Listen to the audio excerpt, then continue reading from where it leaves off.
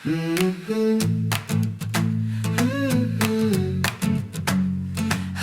baru menunggu, aku siap melangkah. Tak semua cerita harus berakhir bahagia. Kadang kita berpisah untuk tumbuh lebih kuat. Air mata pernah jatuh di malam yang terasa jauh, tapi kini ku sadar aku masih punya harapan. Sadari waktumu sampai di sini, tak semua harus dimiliki. Yang pernah datang lalu pergi, punya arti di dalam hati. Lupakan luka lama, sambut hari Halo, yang selamat baru. malam semua. Terima kasih telah bergabung di Zoom Hidup Ceria Selasa malam ini. Sebelum kita mulai, perkenalkan Hidup Ceria adalah sebuah support system yang dirancang untuk memfasilitasi para pencari kesadaran dan juga para fasilitator kesadaran. Di Hidup Ceria, kami menawarkan berbagai modalitas kesadaran yang bisa membantu Anda dalam perjalanan spiritual dan pengembangan diri. Banyak modalitas seperti massage 5 continents, body communication resonance, kemudian ada breathwork, ada tarot, ada metameric, dan masih banyak lagi. Nah, untuk lebih tahu, bisa mengunjungi website kami yaitu di www.hidupceria.com. Oke, sebelumnya saya menyapa dulu teman-teman yang sudah memilih untuk hadir malam ini. Terima kasih Kak Serlima di Surabaya, Dr. Lili Makassar, kemudian mana lagi? Bu Enda Bandung, Kak Astrid Bandung kalau nggak salah. Selamat datang semuanya, dan yang tidak tersebut satu persatu nanti habis waktunya. Dan halo Dok, malam ini kita ngobrol tentang kontrol. Seru banget. Yuk, yuk. Yuk, sebentar Dok, aku mau kasih pertanyaan dulu buat teman-teman. Yuk, lima pertanyaan ya. Jawabannya direkam sendiri, ada berapa banyak iya. Oke, nomor 1. Ketika seseorang tidak membalas chatmu, apakah kamu overthinking, resah, atau bad mood? Pertanyaan nomor 1. Bisa dijawab di chat, bisa disimpan. Oke. Nomor 2. No, oke. Ada yang ya, ada yang no, oke. Ketika orang lain melakukan sesuatu yang tidak sesuai dengan caramu, apakah kamu merasa ingin langsung membetulkan atau mengambil alih? Terutama kalau anak nih. Yes. Tidak, biar saja. Oke. Ini anak makanya harusnya tidak. Kadang-kadang nggak anak, kadang-kadang suami, Siapapun itu. pasangan. Oke, nomor 3.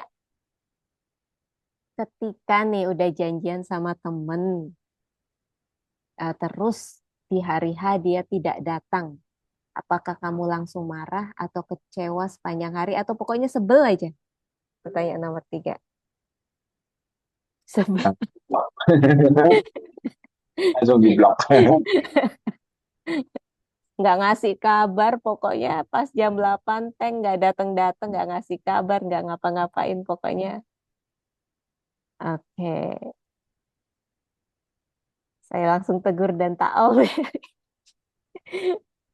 Oke. Nomor 4.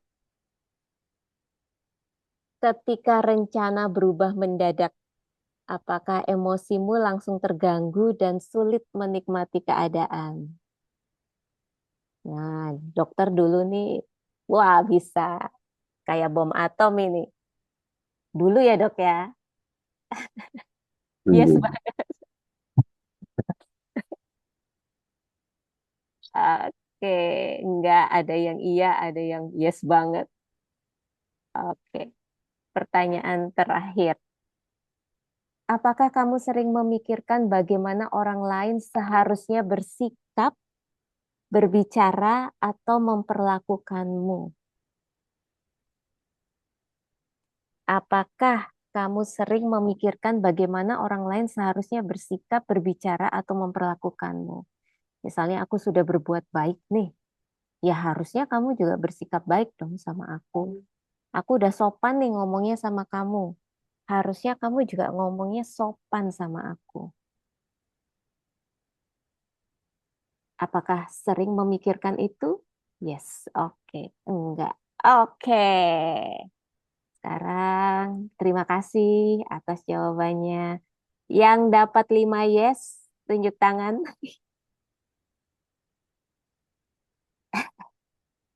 Siapa yang dapat 5 yes? 4 yes, 3 yes. Waduh, nggak ada nih. Ada sih, ada beberapa. 2 yes, atau nggak ada. 1 yes, atau semuanya no. Dokter berapa yesnya dok? No, semua sekarang. No sekarang. Beryes ya. Sekarang. Dulu, ya semua. Oke, jawabannya ya. Oke. Kalau jawabannya 5 yes, selamat. Kamu kemungkinan besar adalah CEO of Controlling Beach Energy. Yeah, CEO Controlling Beach. Jawaban 4, 4 yes. Kamu punya bakat alami jadi pengatur kehidupan orang lain. 3 jawaban yes. Kamu terlihat santai di luar, tapi di dalam ada monitor CCTV emosional yang aktif 24 jam. 2 yes. Kamu cukup fleksibel, meskipun sesekali inner controllingmu muncul saat stres, lelah, atau tidak merasa aman. 1 jawaban yes. Kamu relatif lebih tenang dibandingkan yang lainnya. Tapi beneran kan ini jawabannya yes cuma 1 kan? Atau berusaha terlihat santai atau tenang? Wah, jawaban ada di masing-masing. Nah, seru-seru. Terima kasih. Ada yang 5, 4, 3, 2, 1. Setidaknya kita bisa apa ya? Melihat ke dalam diri dan itu sebuah titik yang penting ya, Dok ya. Ya. Ya, ya, ya. Dan nah, kenapa kami mengangkat tema kontrol ini karena em, kebanyakan dari kita juga tidak menyadari bahwa ternyata aku masih controlling ya. Ternyata emosi yang muncul ini tidak jauh-jauh dari controlling ya, Dok. Oke, tidak membuang waktu, mari. Matiin TV itu mengganggu. Oke. Nah, mengapa kami ini saya ada kejadian sebelumnya saya sempat ada apa ya ada peristiwa kecelakaan mobil lah, cuma kebaret gitu. Terus eh, ego jalan nih. Pokoknya aku nggak mau ganti rugi orang dia salah gitu. Dan ketika akhirnya terjadi kesepakatan tetap mangkel nih, tetap sebel, tetap sebel. Terus oh ya ternyata aku sebelnya tuh kenapa sih? Karena aku tuh sebenarnya pengen dia tahu bahwa dia tuh juga salah. Dia kok nggak merasa salah gitu. Ternyata aku juga masih controlling gitu dok. Dan itu rasanya ya Allah pengen aku ulek-ulek gitu orang. Itu dok. Dari kasus itu coba kita telaah sesuai dengan konsep yang kita latihan ya. Kan pada saat kejadian kamu marah, Yes. ya kan? Jangan masuk di emosional dulu, tapi masuk ke apakah ini signal. Mhm. Oke, ketika kita udah dapat apakah ini signal dan kamu dapatnya yes, berarti ada nggak selaras kan? Karena karakter signalnya nggak nyaman, nggak enak, marah, dan yang nggak enak gitu. Jadi karakternya adalah nggak selaras. Nah, ketika kita dapat karakter nggak selaras, pertanyaannya adalah di aku, di dia, atau in between. Di dia juga. Ya, masalahnya ini agak kompleks. Jadi di kamu ada, di dia juga ada, in between juga ada. Oke, terus habis itu ditelaah lagi. Apa yang nggak selaras di kamu? Di aku karena aku masih ada ekspektasi dan masih coba ngontrol dok setelah aku. Ya, jadi itu signal buat badanmu di mana kamu diajak review gitu. Oh, ternyata aku masih masih ada yang belajarnya A, tapi kamu ngerjainnya B. Makanya muncul signal nggak selaras tuh. Nah, di dia kan kita juga dapat signal nggak selaras tuh. Di dia ini kamu questions nggak apa yang nggak selaras di dia?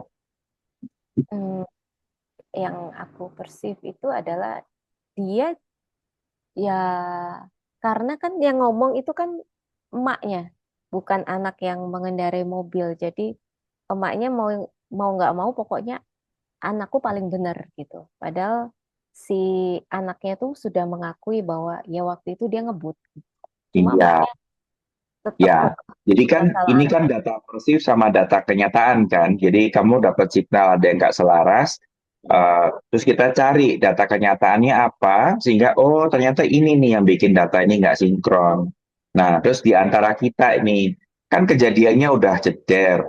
Kamu tahu aku juga nggak selaras, dia juga nggak selaras. Di antara kita juga ada signal nggak selaras. Terus nemu pembuktiannya nggak di situ? Kalau mau pembuktian memang harus maju ke pengadilan, dok. No, no, no, bukan. Maksudku gini, kan dia nubruk, Mhm. ya kan? Terus dia nuntut kan, minta penggantian dan segala macam, ya kan? Kamu nemu ada data real nggak selaras nggak di tengah-tengahnya di antara kita? Misalnya gini, contoh data nggak selaras tengah-tengah. Dia tuh nubruk kerugiannya dia kira-kira cuma 1 juta, tapi dia minta 5 juta. Itu data nggak selaras tuh. Ya Jadi ada. sebetulnya ya, jadi nanti akan muncul dua data nggak selaras di dia berbohong, jadi nggak selaras, terus di antaranya juga berbohong, nggak selaras tuh. Jadi begitu kamu ngerti, oh iya ya ternyata ada 3 data yang tiga-tiganya nggak selaras. Kamu akan paham pembicaraan ini dibawa kemana, kamu akan aware dia sedang mau melakukan manipulasi apa, dan kamu bisa cegah sesuatu yang buruk terjadi di kedua kali.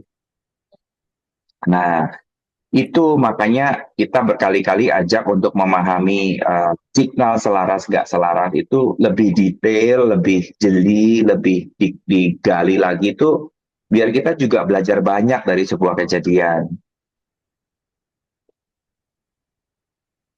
Iya ada, dok. Nah, Akhirnya kan dia makanya ngaku bahwa kerusakannya tidak sebesar yang dia minta.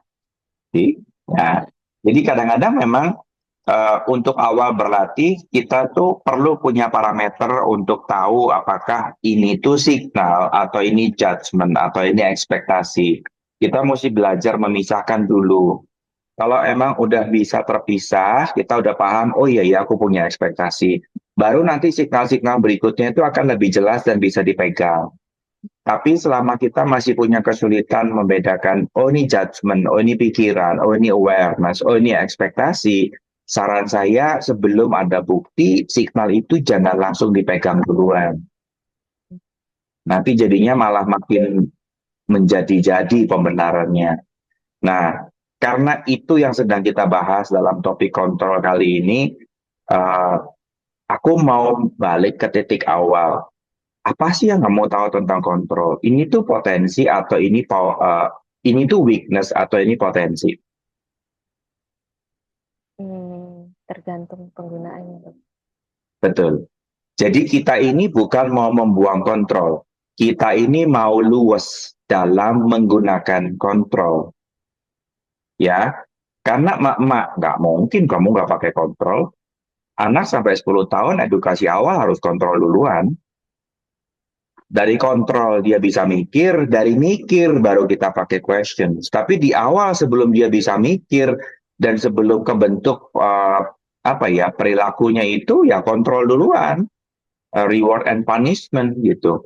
Makanya pada saat kita bicara tentang kontrol, problem atau limitasi itu selalu muncul ketika kamu stagnan di mode kontrol. Jadi Paham nggak ya? fleksibel ya dok, semuanya serba Iya, dikontrol. semuanya dikontrol, semuanya mau mendominasi, semuanya pengen ngatur. Jadi akhirnya kamu akan kena masalah sendiri, malah terjebak dalam masalah dan terlibat dalam masalah. Apakah kontrol salah? Tidak. Tapi stagnan di kontrol itu nggak menyenangkan. Nah, makanya kita di pembelajaran teknik latihannya itu kita ada latihan belajar. Yuk, bisa nggak kamu berhenti ngontrol dan latihan ngontrol? Jadi memang ada tempatnya, kayak kita dengan pegawai, mau nggak mau kontrol. Kita dengan suami, ada pola kontrol dan ada pola questions. Nah, ketika kamu berhadapan dengan siapapun, kamu udah luasa switchingnya nggak? Kapan kamu pakai kontrol dan kapan kamu pakai fleksibel, itu dilatih. Karena ini yang namanya awareness. Nah, situasi di mana kita stagnan, itu punya julukan yaitu tadi CEO of Controlling Page. Jadi artinya kamu stuck di mode kontrol terus. Kamu nggak bisa luas, kamu nggak bisa fleksibel. Jadi pada saat nanti kamu mentok, ya udah kamu maju terus walaupun kamu babak belur dan kamu nggak bisa mikir yang lain, nemu jalan lain dan memilih peluang yang lain. Nah, ini adalah menggunakan potensi sebagai kelemahan. Jelas ya. Makanya kita ketika kita belajar BCR, kita tuh bukan belajar hilangkan kontrol, bukan. Kita itu belajar menggunakan kontrol pada tempatnya. Contoh kayak aku dokter, mana mungkin nggak pakai kontrol? Ya haruslah, orang datang udah sakit, disuruh makan sehat nggak nurut, ya kontrol, nggak bisa. Bu, obatnya harus 2 kali 1 ya, nggak boleh dilanggar. Kalau dilanggar nanti tambah sakit. Nah, kontrol kan? Tapi begitu pasiennya nurut, edukasinya bagus, perubahan hidupnya jelas, eh, progresnya kelihatan, maka obat ini akan mulai di tapering off dan bisa sampai pada suatu posisi, Bu, diminum apabila ada keluhan. Tapi untuk capek itu nggak gampang, perlu latihan. Makanya kita belajar, kita latihan untuk merubah pola. Karena kontrol itu nggak salah loh. Tanpa kontrol kamu nggak mungkin capai mimpi. Tanpa kontrol kamu nggak mungkin capai target. Untuk bisa mencapai target yang kamu mau, kamu akan perlu menciptakan kontrol, struktur, dan SOP dan sistem. Kamu nggak mungkin bisa punya badan, wah cantik, seksi, itu langsung brojol, langsung seksi. Nggak mungkin. Kamu tetap harus kontrol mulutmu milih makan. Kamu harus tetap kontrol tanganmu ngambil makanan.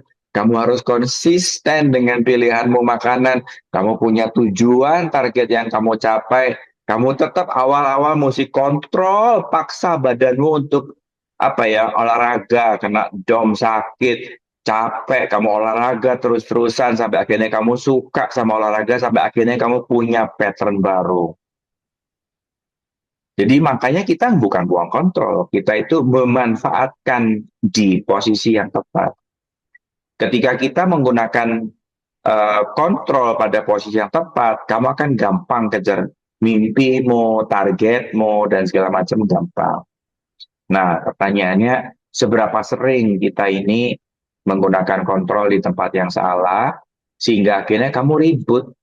Entah ribut sama anak, ribut sama papa, mama, ribut sama partner, ribut sama orang lain di luar sana, atau ribut sama pegawai di luar sana, karena kamu kaku. Nah, ini yang mesti dirubah. Jadi pada saat kita mulai belajar tentang kesadaran, kesadaran itu bukan menghilangkan satu emosi atau menghilangkan satu perilaku, enggak. Tidak ada yang melarang kamu kontrol. Tapi kita belajar menggunakan kontrol pada tempatnya. Gak ada yang larang kamu makan. Tapi kita belajar memilih makanan pada kebutuhannya masing-masing. Gak ada yang larang kamu marah. Tapi kita belajar marah pada tempatnya. Gak ada yang larang kamu sedih. Mungkin kalau di modalitas lain sedih dibuang-buang. Nggak usah sedih, sedih itu penghambat gitu. Tapi kalau di BCR enggak. Nggak apa-apa sedih, tapi kamu butuh sedih berapa lama? Misalnya kamu ada kehilangan, oke, kamu mau sedih berapa lama? Sehari cukup nggak? Enggak. Oke, 3 hari cukup nggak? Enggak. Oke, 6 hari cukup nggak? Cukup. Oke, sekarang sedihlah. Mau sedih dengan cara apa? Mau nangis? Boleh. Mau merengut? Boleh. Mau pasang baju putih? Boleh. Mau berduka dengan caramu? Boleh, silakan.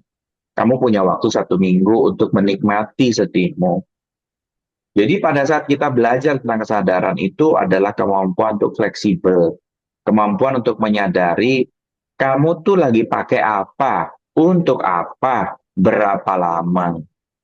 Ketika kita nggak sadar, kita biasanya kejebak di masa lalu. Ngontrol gara-gara dulu pernah dikasih tahu nggak nurut. Jadi akhirnya kamu kontrol terus-terusan menggunakan preferensi masa lalu. Yang terjadi akhirnya anak tetap jadi anak kecil, tidak bisa berkembang dewasa karena kamu kontrolnya parah. Jadi akhirnya anak nggak ngerti gimana caranya handle di luar sana, gimana caranya beradaptasi di luar sana, dan gimana caranya uh, mengalami dunia nyata di luar sana.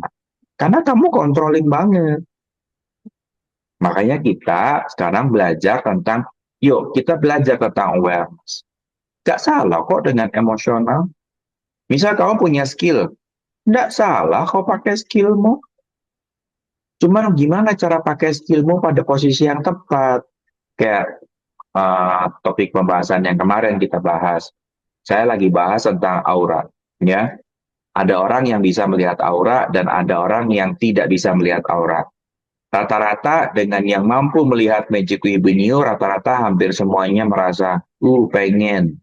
Ya, terus minder. Kalau nggak bisa ngelihat aura, ngerasa kayak bukan indigo.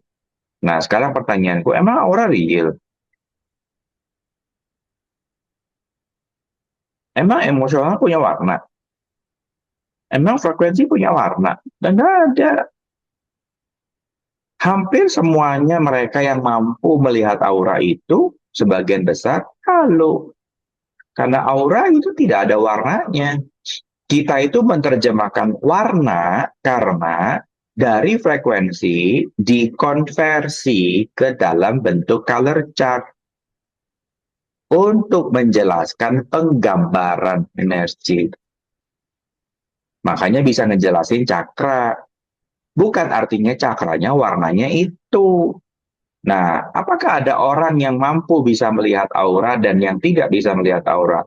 Semua bisa, tapi nggak ngeh kalau itu aura. Ketika ada orang marah, kamu lo tahu. Ketika ada orang kesel, kamu lo tahu. Ketika kamu lagi diem, ada banyak pikiran yang masuk di kepalamu. Kamu sedang menyadari aura orang lain di luar sana. Cuman kamu nggak ngerti itu aura.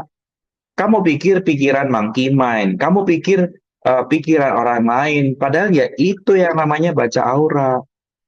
Ketika orang energinya bagus, energinya expanding, kamu akan nyaman, ada peaceful saat terkonek dengan dia. Dan kalau dirubah dengan warna, warnanya itu balance.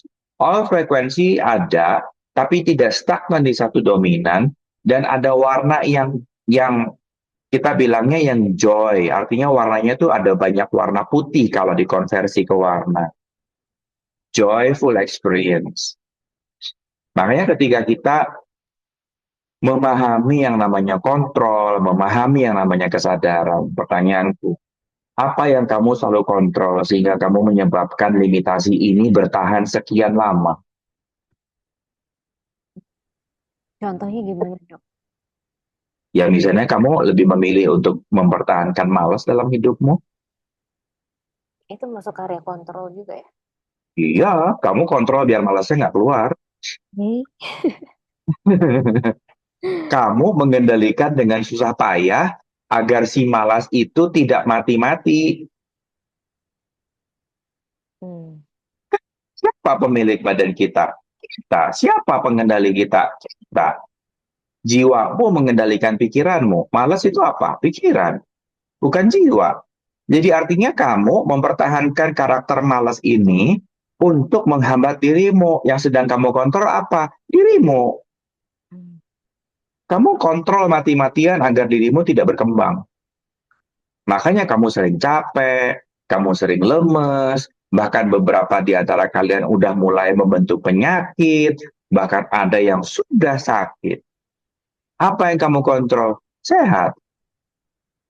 Kamu kontrol mati-matian untuk menolak sehat. Mau ngapain? Kamu kontrol mati-matian biar uang nggak masuk. Ingat ya, I am the source. Kita punya dasar energi itu always attract. Apapun yang selaras, kamu akan attract. Terus kenapa kamu nggak attract? Karena kamu kontrol pikiran negatifmu untuk tetap stay. Kamu kontrol limitasimu untuk selalu stay. Makanya pada saat kita kontrol, latihan dengan kontrol, coba pertanyakan diri sendiri. Apa sih yang aku kontrol mati-matian sehingga aku tuh sulit untuk berubah menjadi lebih baik? Karena biasanya sifat-sifat jelek kita, males, nggak pernah mau action, nunda, bermimpi doang, omdo, nggak ada actionnya. Dan kita mempertahankan attitude ini mati-matian. Begitu dikasih tahu, ayo berubah. Oh iya, begitu kelas selesai, males lagi. Dok, Apa yang sedang kamu kontrol? Diri sendiri. Bagian malesnya. oh ya teman-teman kalau ada pertanyaan tolong langsung itu open mic atau langsung di chat tulis. Ya, Dok, angkat tangan biar nggak rebutan ya. Dok, aku tuh belajar kontrol itu ketika waktu itu bareng dokter kayaknya. Ada kita janjian sama orang, terus tiba-tiba dia nggak datang tanpa pemberitahuan, makanya ada di pertanyaan itu. Terus dokter, ya udah nggak apa-apa gitu. Aku di situ terhenyak juga dok. Oh, ini juga masuk area controlling ya. Kita nggak bisa controlling orang lain. Dulu kalau janjian sama aku kontrol kayak begitu, aku bisa ngomelnya setengah modar itu. Hmm. Sekarang ya sudah, gak datang artinya aku punya kesempatan buat jalan-jalan, beres. Hmm. Nah, jadi ketika kita punya ekspektasi dia datang karena sudah janjian, tuh artinya kita sedang mengontrol yang di luar diri kita. Yes. Kita itu mahir menggunakan kontrol. Buktinya kamu stagnan di situ lama. Jadi artinya kalau kita mau belajar menggunakan kontrol ini untuk capai target, kamu pasti sukses. Nah, tapi mau nggak sih belajar menggunakan kontrol ini di area-area bagus? Misalnya, yuk kontrol dirimu biar rajin. Kan selama ini kamu kontrol dirimu biar males. Nah, dengan teknik kontrol yang sama dan keras kepala yang sama, kamu mempertahankan pola rajin dalam hidupmu. Ayo rajin, ayo rajin, ayo maju, ayo maju, ayo maju.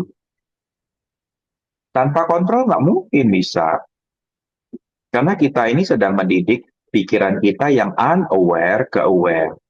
Kenapa perlu kontrol? Karena kamu belum aware. Nanti kalau kamu udah aware dengan pilihanmu sendiri, kamu jalan sendiri. Paham ya? Makanya aku pernah bertanya, ada praktisi waktu itu sakit pre-diabetik, diajarin berhenti makan karbo, dan kemudian sembuh, semua gejala hilang. Ya sudah, aku merasa tugasku udah selesai, gak pernah aku urusin lagi. Suatu ketika dia datang ke aku, kembali ke posisi yang sama. Dengan keluhan laparan lagi, pusing-pusing dan segala macamnya, jadi aku tanya, "Doh, kamu balik makan karbo lagi?" "Iya," dia bilang. "Kan aku pikir udah sembuh." Lah, jadi aku nanya langsung to the point. Lah, kamu ini maunya mau bikin kamu mati atau mau gimana? Kan kamu udah tahu makanan itu bikin kamu sakit. Kamu udah tahu pola itu bikin kamu sakit. Kok kamu menyakiti dirimu sendiri dan kembali ke awal ini apa gitu? Ya sudah, aku masukin havoc di situ dan aku tinggal, aku lepas. Terserah dia mau ambil as a kontribusi untuk dia sadar atau dia mau ambil as a judgment, aku nggak kontrol. udah bukan bagianku. At least dia tahu yang sedang dia pilih apa. Jadi pada saat kita betul-betul berani keluar dari kontrol, hidupmu mah enak banget. Kenapa? Karena kamu gampang dirubah. Apa yang bikin kamu sulit dirubah? Karena kamu kontrol mati-matian mempertahankan unconscious. Kita sering bilang dengan don't make it significant. Ngerti nggak? Don't make it significant tuh kira-kira kayak gini nih. Kamu punya pasangan. Terus pasanganmu bikin kamu marah. Ya, marahnya Februari tahun 2020. Nah, terus habis itu sekarang tahun 2026. Terus setiap kali ada sesuatu, kamu akan menggunakan referensi 2 Februari 2020 itu sebagai alasan.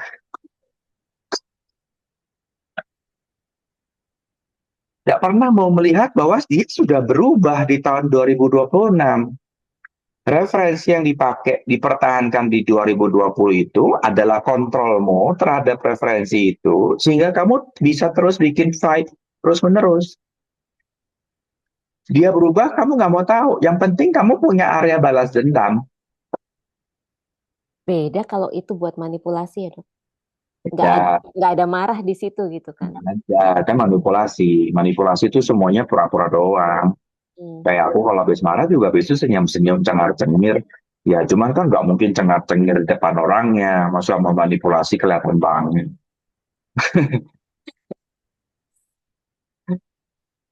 Nah, Dok, sebenarnya ya dengan kontrol itu apa sih yang tersembunyi akarnya, Dok? Biasanya sih ada power potensi yang kita nggak mau pakai dan kita tuh mahir banget di bidang itu. Biasanya. Jadi kalau aku eh, ambil titik awalnya, kontrol ini terjadi karena kamu sepakat terhadap gelap batin yang kamu pilih. Dan besar kemungkinan kontrol ini muncul karena kamu sudah sepakat sama gelap batin dan kamu memilih action dengan gelap batin. Paham maksudnya? Jadi kalau kamu sepakat dengan gelap batin tuh kamu udah menentukan kubu. Aku gabung unconscious. Kalau kamu action di gelap batin itu, kamu udah milih mati dengan caramu, cara yang kamu pilih. Entah mau ambil penyakit, entah mau bikin mati lewat keuangan, atau bikin mati lewat relasi, atau bikin mati lewat apapun, tapi kamu udah ambil action di situ. Nah, seringkali kontrol ini akan mempertahankan semua yang kamu sudah pilih, tapi biasanya justru bagian jeleknya karena masih di unconscious. Makanya aku ajak untuk yuk beresin pemurnian 1A dan 1B. Kenapa? Karena begitu kamu bisa lepasin kesepakatan terhadap gelap batin, perubahan itu gampang. Kamu nggak make it signifikan semua hal. Ya, maksudnya logikanya bisa jalan gitu. Ya kan kamu bikin marahnya 2020, sekarang kan 2026. Jadi nggak masuk akal kalau aku masih pakai referensi itu untuk marah kamu di tahun sekarang. Do not make it significant, paham ya? Kalau kamu make it significant kan, mau sampai 2050 ya tetap marah, uang 2020 kamu begitu. Ya, ngerti kan? You make it significant gitu kan? Makanya pada saat kita nggak make it significant, yang udah kemarin, yang udah berlalu, tuh ya udah kemarin. Sekarang mau udah bukan yang itu lagi. Sekarang udah hal yang berbeda. Kamu akan sangat gampang untuk berubah. Misalnya kamu mau berubah dari males. Ini siapa makan roti mentega? Uh, kamu lagi mau ini mengganggu. Kamu mau, nah, kamu sedang berubah dari poin-poin yang kamu inginkan. Terus habis itu, lupa. Tumben, Dok. Ini enggak ada yang ngeremus roti mentega dari tadi. Siapa? Nggak ada bau mentega di sini, tapi hidungku bau roti mentega terus. Cika. Oh, Ini mau apa ya, agak lupa. Itulah. Aduh, maafkan roti mentega. Dok, Ya. salah satu yang membuat kita memilih kontrol itu adalah kita nyaman dengan sesuatu yang terprediksi, dok. Mm-mm. Kita ini hampir selalu dididik sama, jangan ke sana, kamu nggak tahu nanti kalau ada apa-apa gimana. Jangan ke tempat situ, gelap. Nanti kalau kamu ada sesuatu gimana? Hati-hati, kalau kamu belum bisa prediksi, kamu jangan melangkah. Kita tuh sering banget diedukasi dengan begini. Jadi artinya kita lebih memilih tahu segalanya dulu, baru mau bergerak dan melangkah. Itu juga bentuk kontrol. Karena kamu juga nggak tahu kamu gedenya kayak gimana, tapi kamu hidup terus tuh, maju terus sampai kamu membesar dan dewasa tuh. Jadi maju ke dalam chaos itu bukan sesuatu yang menakutkan, tapi justru sesuatu yang excited. Kamu nggak akan pernah tahu hari besok seperti apa, karena hari besok itu ditentukan kamu hari ini controllingnya kemana. Ngerti kan? Jadi kontrol itu kayak kemampuan untuk mengendalikan.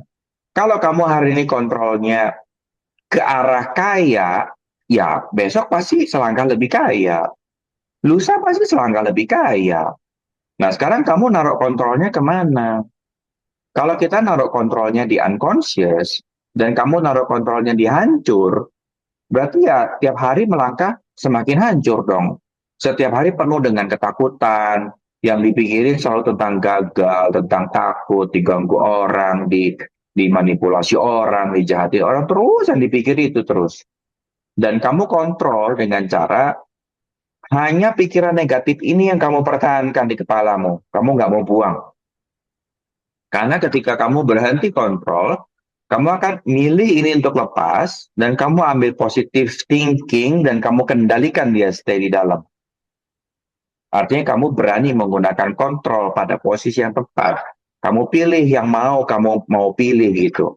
Mau sukses, ya pikirin sukses itu gimana, metodenya seperti apa, caranya seperti apa, habitnya seperti apa, pola pikirnya seperti apa, dan kamu kontrol. Itu terus yang kamu pikirin, itu terus yang kamu kerjain, maju terus pantang mundur. Nah, ini kontrol di hal-hal yang kamu mau itu dilatih di baca 30 kali 30 pemurnian kegelapan batin. Karena apa? Karena baca 30 kali 30 hari itu nggak gampang memang. Tanpa disiplin yang kuat dan tanpa kontrol yang terlatih, kamu nggak akan selesai ini. Jadi artinya kalau kamu bisa selesai ini, kemampuanmu kontrol di area awareness udah mulai berkembang. Sekarang latih dirimu untuk selalu patahin kontrol di area unaware dan latih dirimu kontrol di area aware. Nanti progresmu akan bagus. Setahap demi setahap kamu akan berprogres dan makin maju. Dan ini yang dokter sebut pimpin diri. Pimpin diri. Yes, tanpa kontrol kamu nggak akan bisa pimpin. Tanpa sistem kamu nggak akan bisa pimpin. Tanpa SOP kamu nggak akan mewujudkan yang namanya disiplin, konsisten, komitmen. Makanya aku bilang, nggak salah dengan kontrol. Tapi kalau kamu terjebak dengan kontrol, wah, jadi problem. Kita ini hampir selalu terjebak di kontrol, tapi di area yang tidak menyenangkan. Makanya yuk kita belajar ganti. Gunakan kontrol pada tempatnya. Kita latih untuk kontrol diri kita maju ke tempat yang kita mau. Oke dok, ini nggak ada pertanyaan nih. Emak-emak di sini banyak loh. Emak-emak. Turun bebek bebek. paling dikontrol. Cuman wacana tetap aja makan banyak sih. Ya mana makannya nggak dikontrol. Itu sebetulnya kontrol loh. Dia kontrol untuk selalu makan. Oh iya, Iya arahnya kan? beda ya dok ya. Iya. Berkebalikan ya. Kan banyak orang selalu bilang, aku tuh nggak milih loh. Enggak, there is no nggak milih. Kamu itu sudah milih untuk tidak memilih. Sama juga, dia kan BB pengen turun, berat badan pengen turun. Dia sudah mengontrol makan untuk tetap selalu dan hampir selalu makan. Kontrol itu sudah. Cuman di jalur sebelah sono, sementara Beda. maunya ke sebelah kiri. Jadi Maunya ke mau ke kanan tapi Jakarta ke tapi kiri. belok ke Solo. Terus komplain, kok aku nggak nyampe-nyampe Jakarta? Ini mah. Iya. Silakan Bu Sri. Bu, Ibu Sri silakan. Tadi turun tangan saya kirain nggak jadi tanya. Monggo Bu Sri. Saya mau tanya, gini, saya mau tanya ya, ini mesti saya salah kontrol atau apa gini ya? Mama saya kan punya grup properti lah ya, properti untuk tanah industri gitu. Nah, ada beberapa agen itu, ada 1-2 orang agen yang mama minta barang nih, mintanya gua mau yang ini, yang ini, yang ini, dan semua kita udah kasih sesuai gitu kan. Terus kan tahu dia nggak jawab mau atau enggak atau apa, diam aja. Terus nanti tahu-tahu besok minta lagi. Jadi saya begitu saya kasih, lu diem aja, saya langsung Uber terus gitu kan. Terus jadi begitu dia minta yang lain lagi, saya stop. Saya bilang, kamu pokoknya saya minta penyelesaian ini dulu, apa gitu kan. Nggak ada, kamu nggak kasih jawaban ini jalan. Jadi lu jangan anggap gua itu cuma anjing pelacak. Aku suka ngomongnya gitu, Dok. Nah, jadi tapi orang itu masih bertahan dan saya tutup gitu loh. Jadi makanya saya kadang-kadang apa karena saya sering tutup dia atau apa sehingga saya kayaknya nggak maju-maju tapi saya selalu dongkol sama dia. Apa ini yang disebut tidak bisa kontrol ya, Dok? Yuk coba kita bahas ya. Bu Hmm, Sri belum ambil kelas intro ya. belum. Aku cuman baru 1A sama 1B aja gagal mulu. Yuk kita bahas yuk sama praktisi lainnya ya. Tadi kan dengar garis besarnya. Jadi kan bolak-balik Bu Sri bilang, ini Clarissa kan ya. Bolak-balik Ya, bilang sebel. Berarti kan ada satu signal yang nggak selaras nih. Pertanyaannya di aku, ya, di antara kita, ya kan? Sekarang saya tanya, hmm. Clarissa jawab itu apakah selalu di grup? Ya, Oke, sudah pernah coba jawab saya di jawabnya di grup. Japri nggak? Saya kadang saya japri, saya marahin dia, tapi dia diam aja. Jadi saya sebel, saya masukin aja di grup sekalian, gitu loh. Jadi saya setelah itu kalau dia minta apa lagi di grup saya diemin aja. Saya juga bilang sama yang lain, nggak usah diladenin lah dia. Kita dianggap anjing pelacak doang. Saya cuma begitu. Jadi kalau ada dia minta lagi, saya diemin aja. Oke, ketika Penyelesaian kamu gitu diemin loh. aja, sensormu bilangnya kamu happy atau kamu jengkel? Jengkel. Oke, berarti ada nggak selaras dong. Nah, sekarang Ya. si agent ini apakah menghasilkan atau tidak menghasilkan? Pernah ada menghasilkan, tapi waktu di awal, tapi setelahnya itu sampai udah sekarang itu kira-kira ada 7 tahun tidak menghasilkan. Oke, apakah lebih enak untuk di-keep Jadi atau lebih enak untuk dilepas? apa? Apakah lebih enak Saya untuk di-keep atau lebih enak untuk dilepas? saya sebenarnya sering saya udah lepas ya, tapi kadang-kadang ya udah lama gitu dia minta ini, saya pikir mungkin boleh juga ya saya kerjain, tapi begitu ya hasilnya begitu lagi gitu loh. Jadi saya kasih jawaban dong, kenapa alasannya gitu kan. Ya, Ini enggak masalahnya, gitu, jadi masalahnya ada gitu. orang yang tipikal teks, ada orang yang tipikal telepon. Karena Hmm. kalau ini yang terjadi, maka kamu mau teks seberapa banyak juga nggak akan pernah direspon. Saya telepon, tapi telepon cuma bilang belum, terus kadang nggak diangkat gitu. Oke, jadi sekarang dia mau dipertahankan atau mau dilepas? Saya sih sebenarnya lepas, tapi kadang-kadang pengen juga dong kalau lagi ada Ah, itu jadi permintaan. salah satu. Mesti pilih salah satu. Kalau kamu mau stay, berarti kamu harus belajar menghadapi dengan cara yang berbeda. Coba lepaskan kontrolnya, lepaskan judgementnya. Jadi kalau dia minta data, kasih aja, nggak usah dipikirin mau dijawab atau nggak dijawab. Oke. Kalau kamu lagi mas jawab, ya nggak usah dijawab. Kalau kamu pengen jawab, ya jawab aja, tapi tidak usah berharap kamu direspon. Hmm. Ya. Just do kalau kamu happy, dan gak usah kasih jawaban kalau kamu nggak happy. Hmm. Jelas ya? Karena ketika kamu Ya. banyak kabar jengkel, kesel, dan segala macem, money flowmu nyangkut. Energi income-nya akan nyangkut. Hmm. Jadi kalau I kamu mau see. jawab, jawab aja. Kalau kamu nggak mau jawab, ya nggak usah jawab. Gitu. Ya, kadang-kadang saya sih udah pikir lepasin aja gitu. Tapi kadang-kadang dia muncul ya dengan penawaran, oh iya gue juga punya nih gitu kan. Jadi kan saya jawab dong. Tapi jawab kok didiemin aja udahnya iya belum gitu. Udahnya nggak jawab lagi gitu kan bikin kesel gitu kan. Ya, Jadi bagaimana apa gitu. bilang bisa kerja tanpa ekspektasi. Iya. Karena kamu bertanya bukan artinya harus jawab. Dan kamu jawab juga bukan artinya harus didengar. Hmm. Ketika kamu paham sampai situ, kamu akan kerja jauh lebih ringan dan lebih happy. Kita nggak bisa rubah orang lain. Pahami itu dulu. I am the source. Berarti bukan mereka yang dirubah, tapi aku yang dirubah. Jelas ya? Konsep Ya. berpikir bahwa kalau aku ngomong harus didengar, itu dirubah.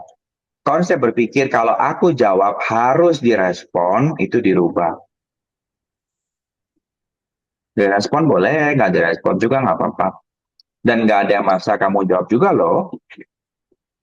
Hmm. Kamu jawab juga boleh kalau kamu happy, dan kamu nggak jawab juga nggak apa-apa kalau kamu happy. Ya, justru karena saya selalu jawab sama dia, lu tuh sebenarnya dablek atau apa sih? Saya suka marahin dia. Makin digituin ya makin nggak maju, makin dia juga makin males. Hmm. Iya. Jelas ya?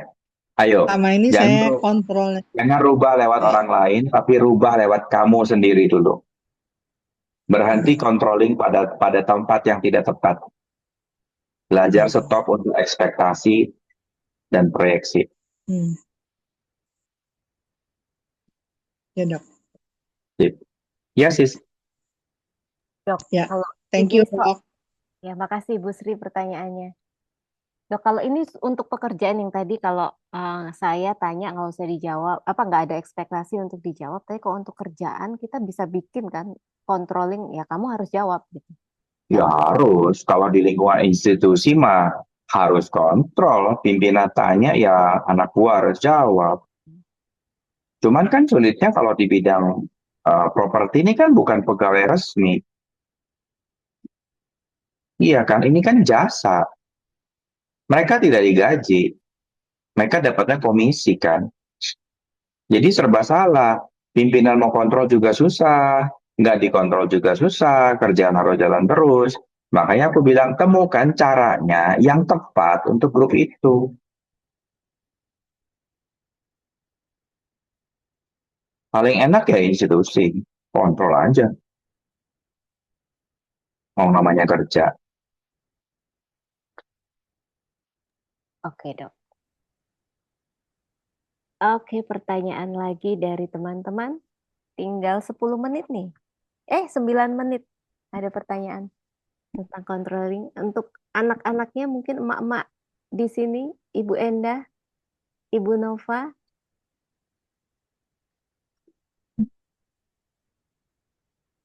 Nggak ada, benar yakin? Dok, kalau kontrol untuk merubah orang lain menjadi lebih baik, itu termasuknya gimana? Wah, pertanyaannya keren banget. Ayo, Dok. Jadi kamu nggak mungkin bisa rubah orang lain. Kamu cuma punya kuasa ke dirimu sendiri. Dan ketika kamu naruh kontrolnya keluar, kamu hanya wasting energi. Ayo kontrolnya ke dalam. Kamu hanya bisa rubah orang lewat dirimu sendiri. Ingat ya, kita belajar selalu selaras dengan I am the source. Bukan mereka yang dirubah, tapi aku. Jadi yang kamu kontrol dirimu.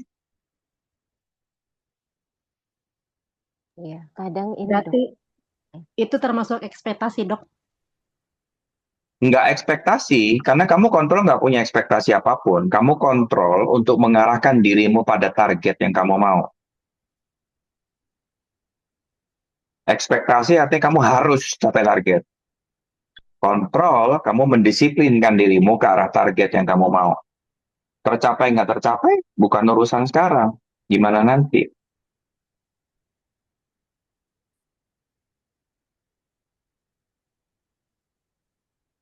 Oke, masih ada pertanyaan lagi kayaknya, Bu Yuli. Sudah terjawab, Bu Yuli? Ya, sudah. Oke, makasih. Ya. Nah, kapan kita itu menempatkan kontrol dalam keluarga? Biasanya anak itu mulai bisa diajak omong tuh, tiap anak variasi ya, tapi hampir selalu 10 tahun ke atas itu udah bisa banget diajak ngobrol. Contoh udah dapet, garis besar tata krama udah dapet. Nah, dari situ kamu mulai lepasin kontrol pelan-pelan. Kamu ajak dia untuk berdiri mandiri, edukasinya dilatih untuk berdiri sendiri dan bertanya. Kamu mulai lepasin kontrol secara bertahap. Apakah kontrol boleh total dilepas? Boleh, ketika kamu yakin anakmu mampu. Jadi bukan artinya, oh 10 tahun langsung stop kontrol semua. Nggak bisa. Mana ada orang belajar renang langsung diuncal ke laut. Baru les hari ini, besok langsung dilempar ke samudra. Ya mate. Jadi tergantung kebutuhan ya dok ya, tiap anak beda. Iya. Nah, ketika kamu baru belajar, kontrol tuh pasti ada. Kayak kayak contoh kontrol. Kenapa saya paksa kamu baca 30 kali 30? Yang pertama, kamu belum present. Yang kedua, kamu belum baca dengan sepenuh hati. Yang ketiga, otakku masih lari kemana-mana, padahal kasih 30 kali. Kenapa aku paksa 30 kali 30? Karena dengan 30 kali 30, kamu akan nemu celahnya di mana akhirnya kamu surrender. Gak ngapa-ngapain, baca 30 kali 30, dinikmati, dan tahu perubahan terjadi. Ketika kamu udah paham poinnya, sebetulnya baca 5-6 kali itu cukup. Asal kamu betul-betul menikmati keliling itu, pemurnian itu, kamu betul-betul present dengan dirimu, dan kamu memaknai kalimat per kalimatnya. Nah, untuk capai di situ, kamu harus latih kontrol dulu dirimu untuk bisa benar-benar present. Makanya ini progres. Di awal-awal 30 kali 30. Sama, waktu dulu belajar renang juga aku dipaksa. Ayo, 5 kali panjang. Bisa 5 kali panjang, ayo. 5 kali lebar. Bisa 5 kali lebar, 10 kali lebar. Habis itu 5 kali panjang, dipaksa.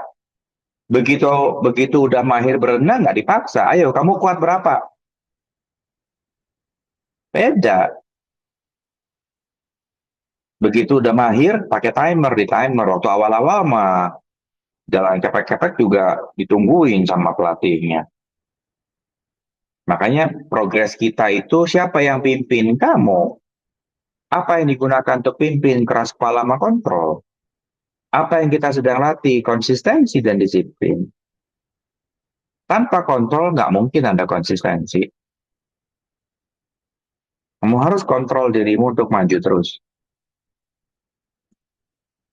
Cuman kadang-kadang ketika kamu nggak milih, kontrol itu terasa menyebalkan dan sulit banget dan berat banget. Padahal kamu sudah kontrol sehari-hari. Kamu pakai baju happy nggak? Kok nggak kesel? Kan itu kontrol harus pakai baju. Udah terbiasa kan? Karena kamu udah kontrol dirimu untuk milih gitu. Makanya kamu nyaman. Kamu makan pakai tangan kok kamu nggak ngomel. Kan bisa pakai kaki. Nggak ada yang nyuruh kamu pakai tangan. Kamu beol. di dalam toilet, nggak ada maksa kamu beol di tempat duduknya gitu kan boleh. Buktinya kamu bisa kontrol beolnya masuk ke lubangnya, kencingnya masuk ke lubangnya. Buktinya kamu bisa dan kamu nggak ngeluh. Kenapa? Karena kontrolnya kamu udah pilih. Kamu pilih untuk kontrol dirimu ikutin aturan. Dan nggak sulit kan, menyenangkan kan. Kamu pilih dirimu nyebrang untuk tengok kiri kanan dulu, save baru kamu nyebrang. Kamu kan nggak nyelonong aja atau ketabrak bis gitu kan enggak. Kamu kontrol dirimu, kamu pimpin dirimu. Makanya kontrol itu bukan sesuatu yang sulit. Asal lakukan dengan cara kamu milih. Nah, milih itu menentukan side. Kamu mau di side mana? Unconscious atau conscious? Kalau kamu pilih di unconscious, semua bentuk kontrol. Kalau kamu pilih di unconscious, tidak sadar, gelap batin, semua bentuk kontrol ke arah terang batin, conscious, menyebalkan, menyulitkan, ngeselin, gak nyaman.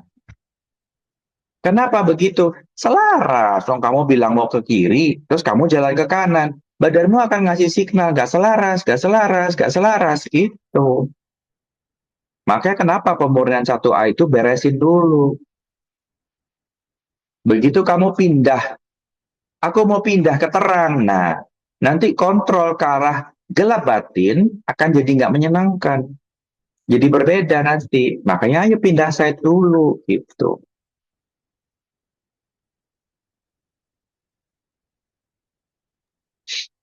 Oke, semoga menjawab pertanyaan dari Kak Sherlima ya tadi tentang sampai ke Anak.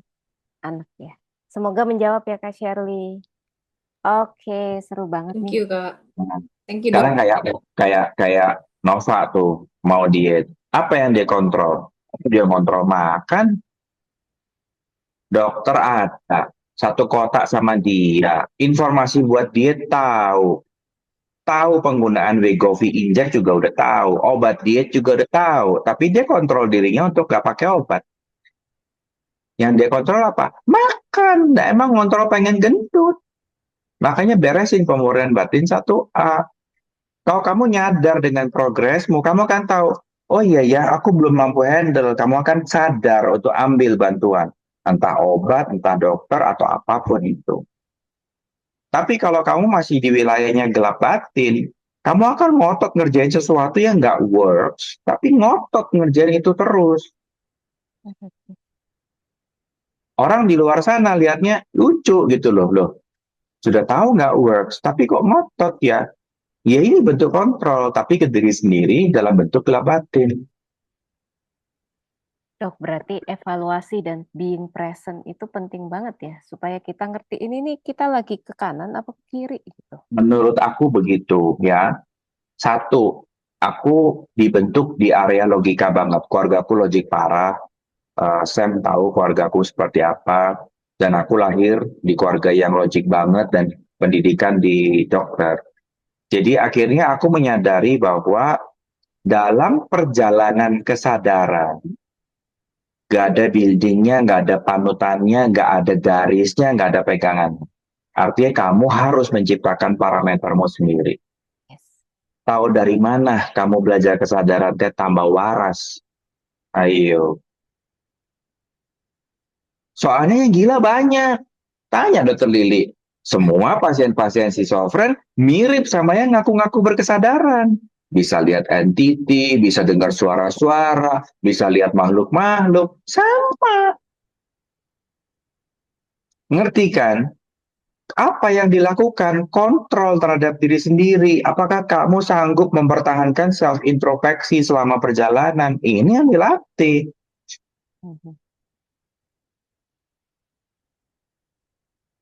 Waduh, seru banget.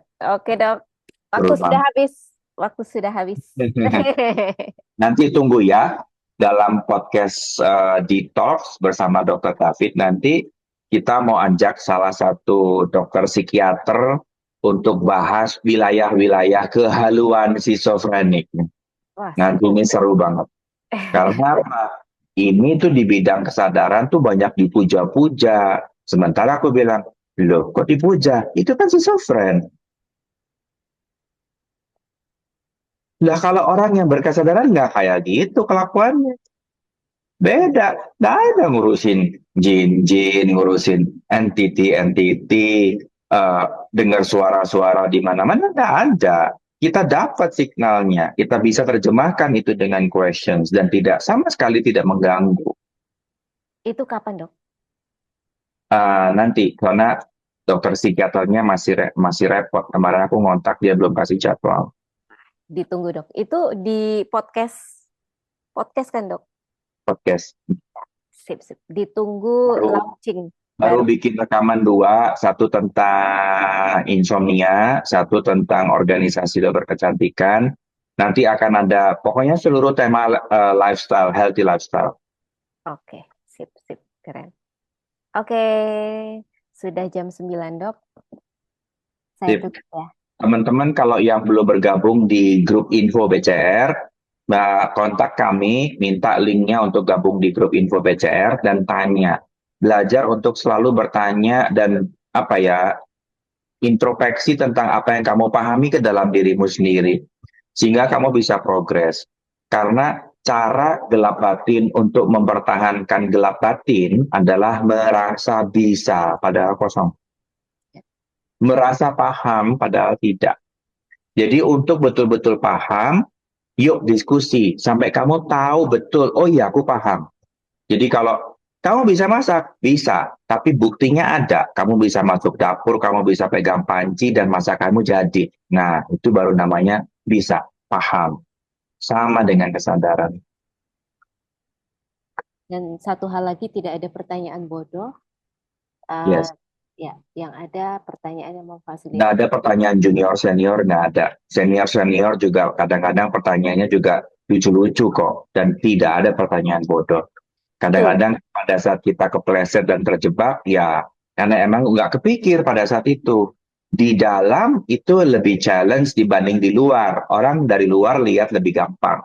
Tapi kamu yang udah di air, yang udah helep-helep, itu biasanya lupa kalau bisa gerak ini gitu. Ya itu normal kok, itu manusiawi.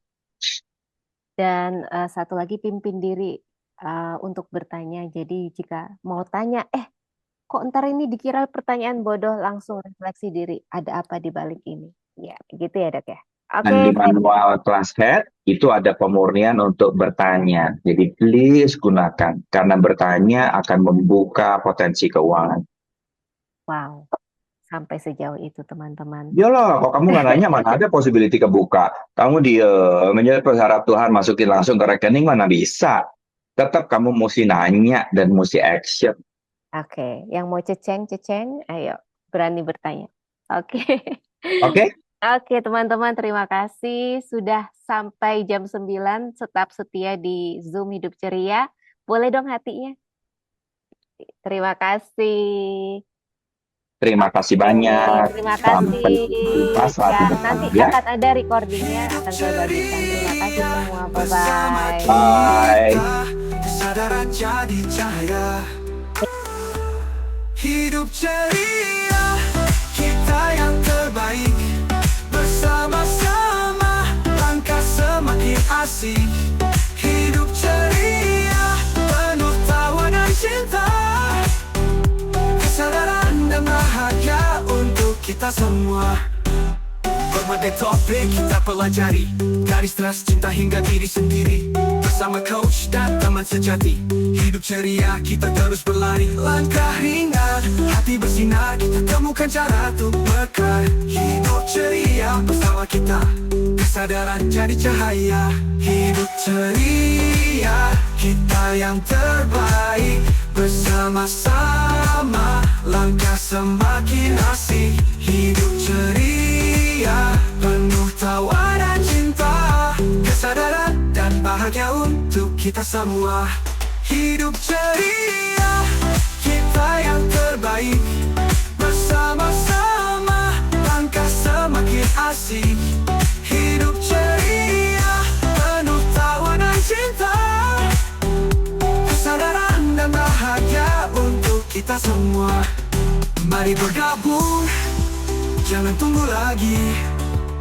Hidup ceria, selalu penuh energi. Di sini kita belajar, saling menginspirasi. Bersama kita terus berbagi. Hidup ceria, kita yang terbaik. Bersama-sama, langkah semakin asik.